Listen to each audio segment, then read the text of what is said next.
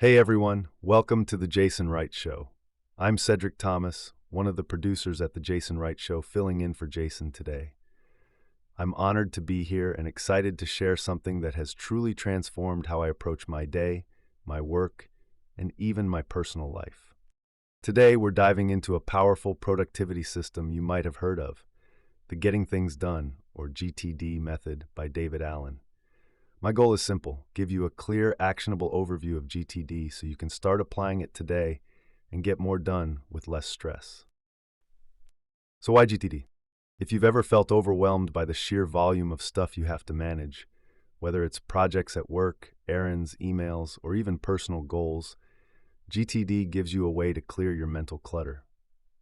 It's all about creating a trusted system so your brain can stop trying to remember everything and focus on doing.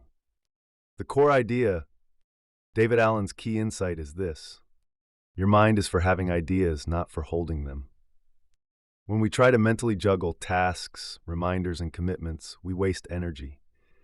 GTD helps you capture and organize it all so nothing slips through the cracks, and you can focus on what really matters in the moment. The 5 steps of GTD. Let's break down the 5 key steps of the GTD method. Capture.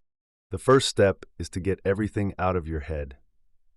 This means writing down every task, idea, or commitment as it comes to you.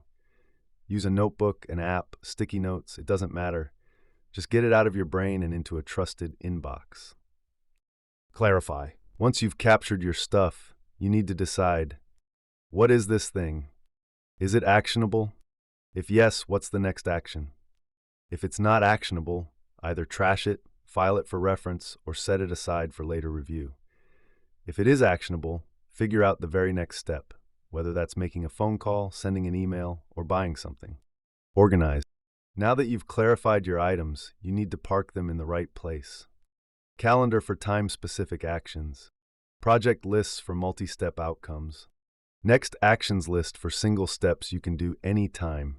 Someday, maybe list for things you might want to tackle in the future. The key is that everything has a home, so you don't have to think about it until you need to. Reflect. GTD isn't set it and forget it. You need to review your system regularly. David Allen recommends a weekly review where you look over your lists, update them, and make sure nothing's fallen through the cracks. This step keeps your system trusted and functional. Gauge. Finally, you do the work. Because you've captured, clarified, and organized everything, you can approach your work confidently, knowing you're spending time on what matters most in that moment. How GTD helps you get more done. When you follow GTD, you stop wasting energy remembering what to do. You reduce mental stress, you gain clarity on priorities, and you guessed it, you get more done. For me personally, the magic of GTD is that I can fully be where I am. When I'm working, I'm working. When I'm with family, I'm present. And that's worth everything. Here are some quick tips to get started today. Set up one inbox to start, maybe your notes app or a simple notebook. Do a brain dump. Capture everything on your mind right now. Identify just one next action on something important and do it. Don't get hung up on setting up the perfect system. GTD is something you build over time. That's it for today's episode of the Jason Wright Show. I hope this helped you see how GTD can boost your productivity and peace of mind. If you liked this episode, make sure to subscribe, leave a review, and of course, share it with a friend who could use some productivity magic.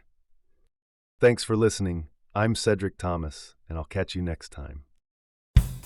Well, that does it for this episode of the Jason Wright Show. Thank you so much for listening. This has been a Texas Titan Media production. Fourth Wall did the music.